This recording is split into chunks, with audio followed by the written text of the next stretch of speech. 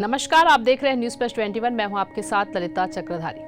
आज हम बात करेंगे कि आखिर उज्जैन में रात को क्यों नहीं रुकते हैं कोई भी नेता, राजा या मुख्यमंत्री, प्रधानमंत्री। चलिए जानते हैं इसके पीछे की कहानी।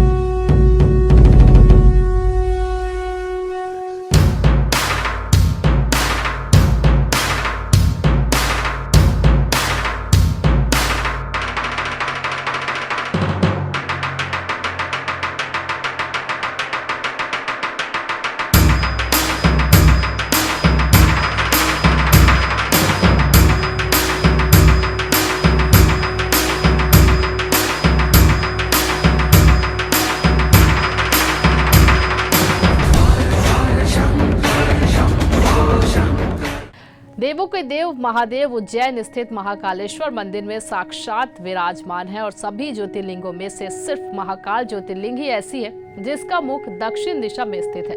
प्राचीन काल से ही उज्जैन का यह अचरज भरा सत्य है कि यदि कोई राजा भी उज्जैन में रात गुजार लेता है तो उसे अपनी सल्तनत गंवानी पड़ती थी। खास बात यह है कि आज भी उज्जैन को लेकर यही मान्यता है कि यदि कोई भी वर्तमान राजा रूपी नेता अर्थात प्रधानमंत्री या जनप्रतिनिधि उज्जैन शहर की सीमा के भीतर रात बिताने की हिम्मत करता है तो उसे इस अपराध का दंड भुगतना होता है। आखिर ऐसा क्या रहस्य जुड़ा है उज्जैन नगरी के महाकालेश्वर मंदिर से, जहां कोई भी मानव रूपी राजा रात नहीं बिता सकता है। आइए जानते हैं उज्जैन के महाकालेश्वर मंदिर का वह रहस्य जिससे हर कोई अनजान है। हाल ही में बाबा महाकाल की नगरी उज्जैन में पहुंचे भाजपा विधायकों के प्रशिक्षण शिविर में मुख्यमंत्री शिवराज सिंह चौहान और ज्योतिरादित्य सिंधिया समेत कई बड़े नेताओं ने भाग लिया था। 2 दिवसीय कार्यक्रम में नेताओं को एक रात उज्जैन में ही बिताना था, लेकिन पुरानी परंपराओं के अनुसार ज्योतिरादित्य सिंधिया और मुख्यमंत्री शिवराज सिंह चौहान उस रात उज्जैन में नहीं रुके। दरअसल उज्जैन में रात को रुकने को लेकर एक मिथक है और यह मिथक काफी लंबे समय से चला रहा है कि इस मिथक के चलते या कोई भी राजा, मुख्यमंत्री, राष्ट्रपति या देश का प्रधानमंत्री कभी भी नहीं रुकता है। मालूम हो कि बाबा महाकाल को उज्जैन का राजाधिराज माना जाता है। ऐसी धारणा है कि एक राज्य में कभी भी 2 राजा नहीं रुक सकते।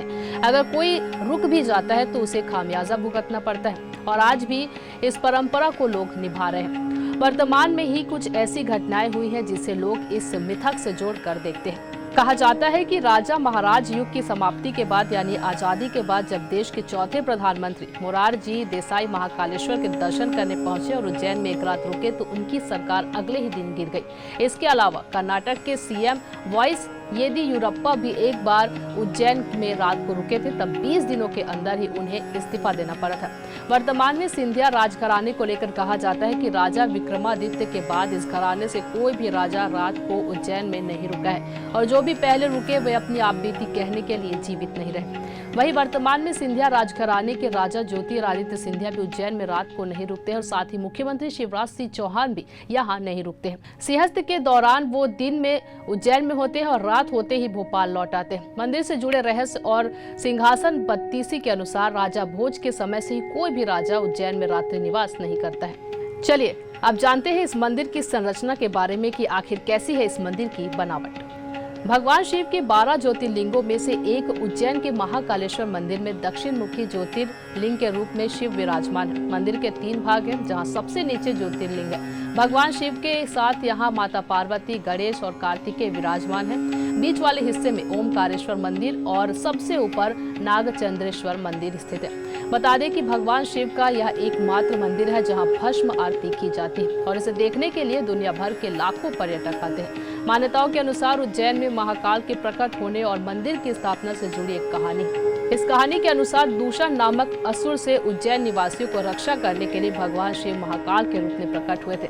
महाकाल द्वारा असुर के वध के बाद भक्तों ने भगवान शिव से उज्जैन प्रांत में ही निवास करने की प्रार्थना की, जिसके बाद महाकाल ज्योतिर्लिंग के रूप में वहां विराजमान हो गए।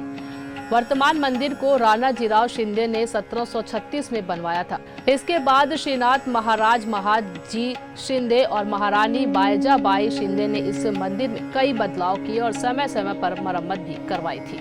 तो ये थी इसके पीछे की कहानी कि यहाँ आज भी उज्जैन में राजा या नेता रात बिताने से डरते हैं। वैसे अगर आप भी उज्जैन गए हैं और उज्जैन की ऐसी मान्यताओं के बारे में अगर आपने पढ़ा है, सुना है, देखा है, तो हमें कमेंट करके जरूर बताइए कि आपका इस पर क्या कहना है। और ऐसी तमाम अपडेट्स के लिए बने रहिए न्यूज़ प्लस 21 पर।